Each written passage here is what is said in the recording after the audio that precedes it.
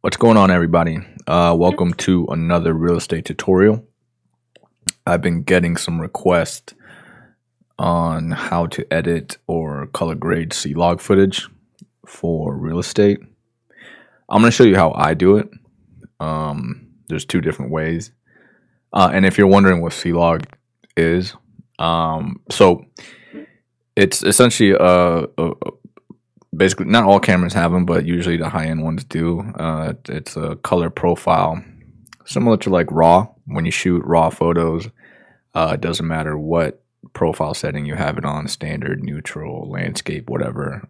It gives you all the raw information, and that way when you go into Photoshop, you can bring down the highlights and bump up the shadows a lot more without degrading the image, because you have more data in the raw file versus like a JPEG, and you can play around with like the auto with the white balance and whatnot, and the color temperature a little bit more.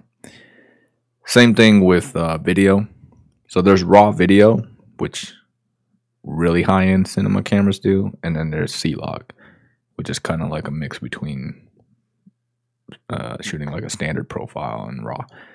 So C-Log basically allows for more dynamic range in your video, which is important, especially for real estate, because you don't want to blow out windows. So if you shoot like a standard profile mode on your Canon or Sony or whatever, you're going to notice that your blacks are going to be really crushed. They're going to be really dark, and your highlights are going to be blown out when you're shooting indoors. So I like to shoot C-Log. It's a little bit more work in post because you have to color grade the footage. And as you could see here, we're going to play just some files. So the drone footage I don't shoot in C-Log. My Mavic Air 2 has a Decine-like mode, which is like a flatter profile, but I tend to find it on the actual Mavic. If you just shoot in the standard profile, it's fine. But for the camera, especially for indoors, I like to shoot C-Log. So as you can see, my rooms here are very flat. There's not a whole lot of contrast, not a whole lot of color. Well, there's not a lot of color in the house anyway. It's neutral, which I love shooting houses like this because I don't have to worry about like all these weird colors and like the yellows. Like look at the yellow lighting. I don't know why they have yellow lighting above the cabinets there, but you could definitely see it. But luckily it was like a lot of white light and neutral colors, so it's going to be pretty easy to color grade. I just really need to add some contrast to this, and today we're in Final Cut. You could do this the same way in Adobe Premiere. The panels might look a little different, but essentially you're just doing the same thing. So it's like, let's find a decent clip here. Okay, so let's try this clip right here. So what I like to do is I like to switch my window into, or my workspace into, color and effects, so I can see all my different Instagram panels here.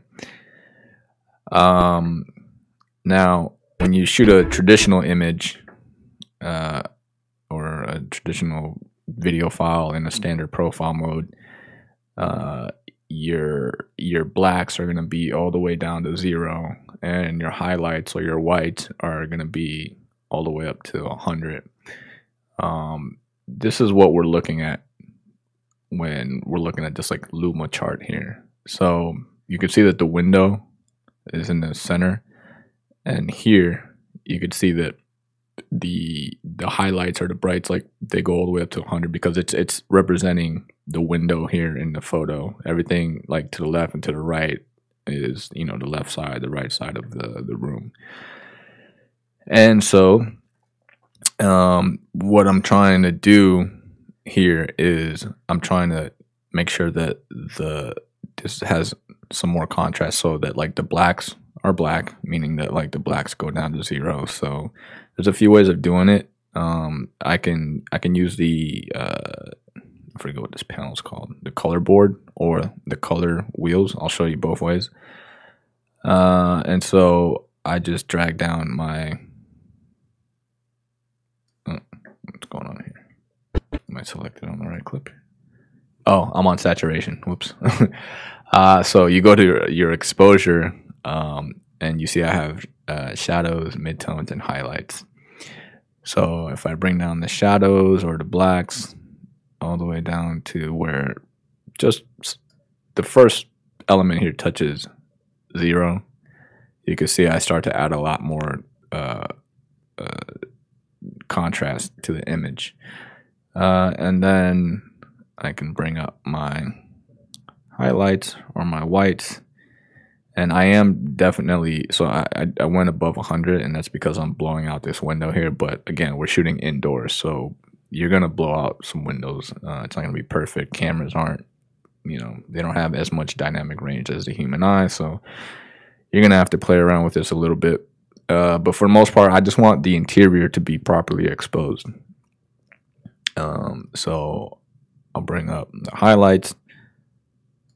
And you can see as I bring up the highlights, the blacks start to raise from 0, so I could bring them back down. It really depends on how much contrast I want in this shot. So if we turn that on or off, you can see the difference there. And to me, honestly, it's subjective. Like, I personally don't like to crush the blacks too much. I like to bring them up just a little bit. That way I can bring the highlights down some. Sometimes you could just play with the midtones and bring the midtones up. I like that look. I like, that's the type of look I like, a little faded when it comes to the blacks. And then that's just a simple, really quick color correction. And then I usually add some sharpening to my image as well, depending on what my settings are. Like, usually you want to shoot with like 0 sharpening effect on your profile, because again, when you let your camera just go on full auto and do everything for you, you can't go back, and it usually doesn't do as good of a job as like you can afterwards in post-processing. So I add a little sharpness to that shot. And then I might add a little bit of saturation. So I used the color board here. There's another option in Final Cut, at least, and that's the color wheels. I believe you have color wheels in Adobe Premiere too. So again, shadows, highlights, my master is just like I'm bringing everything up all at once. Excuse me. And my midtones here. So this just gives me, I like using this because this also gives me the option to saturate only the highlights or only the shadows. So again, I bring up my highlights a bit. I bring down my shadows. Oops, that's the saturation. So I bring down my shadows a bit. And then if I want to add saturation, I could choose to just add saturation in the highlights or in the shadows. Or if I just want to saturate the image overall, I can use that. Or I could even play around with, like, so if like the image is too yellow or like the highlights are too yellow, I could start bringing them down here and cooling them down.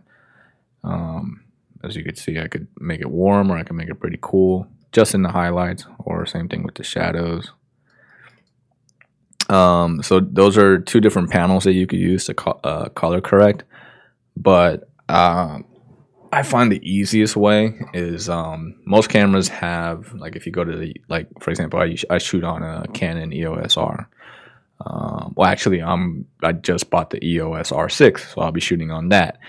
And if you go to Canon's website, you could download the LUT file for their C-Log profiles.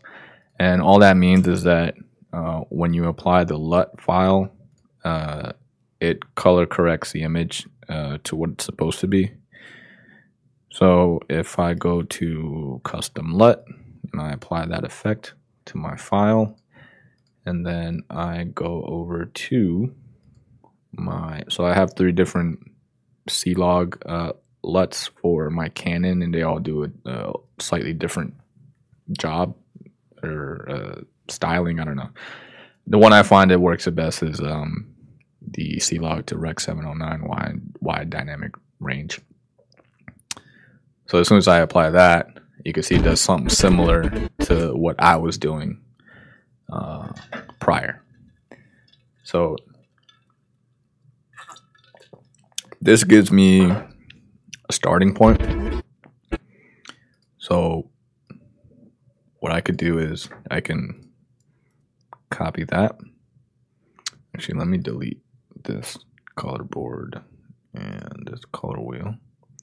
I'll keep the sharpening. And so I will copy the effects I have applied on that clip, and then I'll paste the LUT on all my other clips so that they are all color corrected. Whoops, doing all the wrong stuff today. Edit, paste attributes. So as you can see, I can paste the sharpening effect and the LUT to those files. And then I'll come over here. I'll do the same thing. Edit, paste attributes. I don't want to paste the retiming. So all of these are color corrected. And you could see here even on the exterior, we'll paste that there. And then it color corrects it. And so that's before, after. I don't do it to my aerial footage again because I don't shoot it in D-Cine-like. Depends. If it's like bad weather, I might shoot it in D-Cine-like because I know that I'm gonna have to play around with the colors a lot, and I need that flexibility. Let's also put this here. I don't totally like what it does, so I will. It's like I said, it's just like a quick starting point for me. I find that it I don't know, it adds a little bit too much magenta, or I don't know if it's adding. It seems like it's magenta, and a little bit too much contrast. I don't like it. That contrasty. I don't know what the fuck the word is. Anyway, so I'll go here, and then I'll play around with this. So let's go over to my color wheels, and maybe I'll bump up the shadows a bit, and I'll make my clip a little brighter because realtors like everything bright.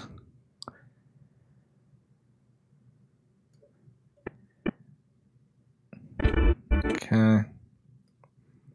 And again, like there is like this orangey, yellow, magenta hue. So let's see if we can get rid of that. We can cool down the image. Let's see if it's in the shadows or the highlights, or if it's like a master setting here. Or what we could also do is go into our hue and saturation curves and try to find or pinpoint the color that we want to take out of the image. So if I bump up the saturation here, you could see that those are those ugly orange yellow colors. I can bump down the saturation there. Maybe some of these yellows too. And then back to my color wheels. Maybe we'll cool down the image a bit.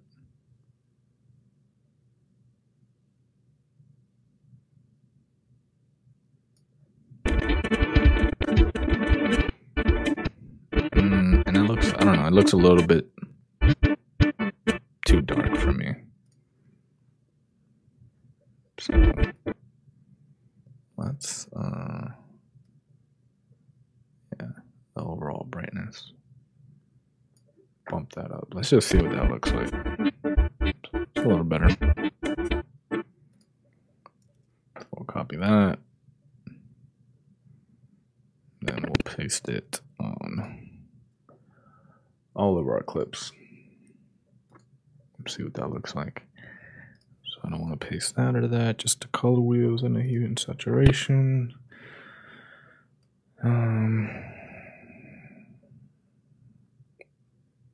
looks pretty good. Don't, it's a little bit too bright here, but not bad.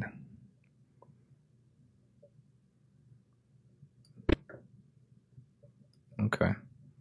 And then for the aerial footage, I'll just bump up the saturation a bit on that. And maybe the brightness a bit. So let's go to our color wheels. Let's get that exposure up. And let's bump up the saturation. Just a hint. So that's before, after, before, after. And again, I just don't want to blow out anything. So some stuff is touching 100. I mean, some stuff is blown out. But I know I got some wiggle room there. So that's good. So I'll just copy that to all of my aerial footage. And I just paste attributes. Let's just double check. Looks good, looks good. This clip needs that as well. Boom. Then we go boom.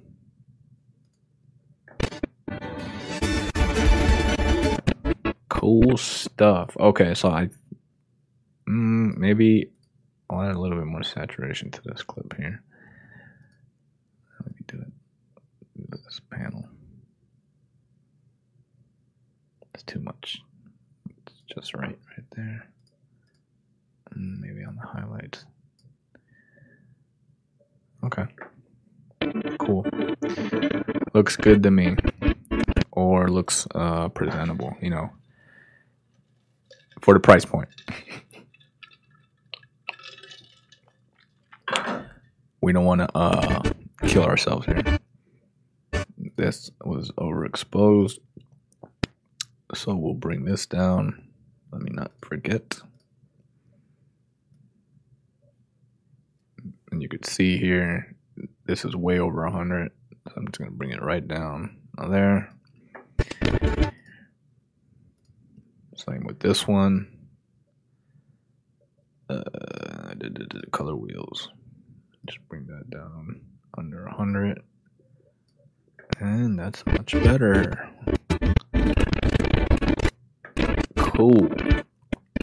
Okay, and then the finishing touches. Oh, you know what? I forgot that some of these clips have a little bit of audio on them. So even though you could barely hear the audio on them, I still don't want any audio lingering there. So we're going to detach audio. Delete all the audio data. And then we're going to go back to our workspace, our default workspace, and then we're going to look for the intro address title and just add that to the beginning. I always forget which one I normally use. That's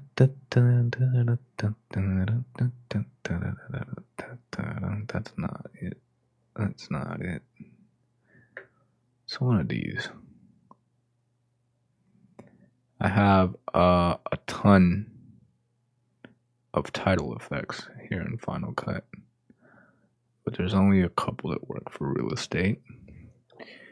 You don't want anything too flashy,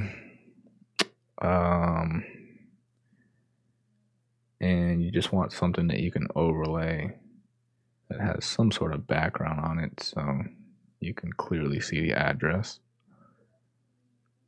And I cannot find, oh, there it is. This is the one I normally use. So we'll drag that here, right over our first two clips. Cool. And then we'll paste that at the end here for our outro clip.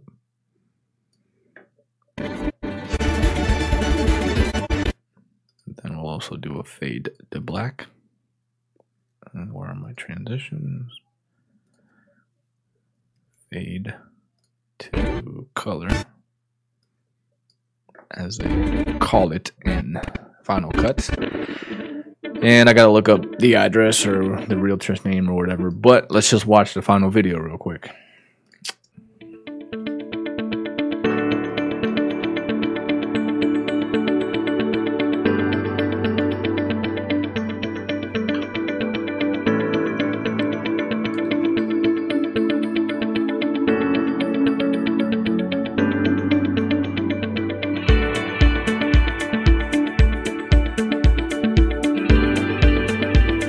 That's the only speed ramp they're getting.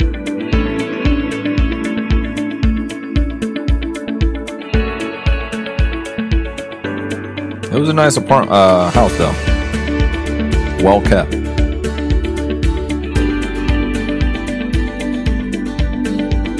Very nice to shoot.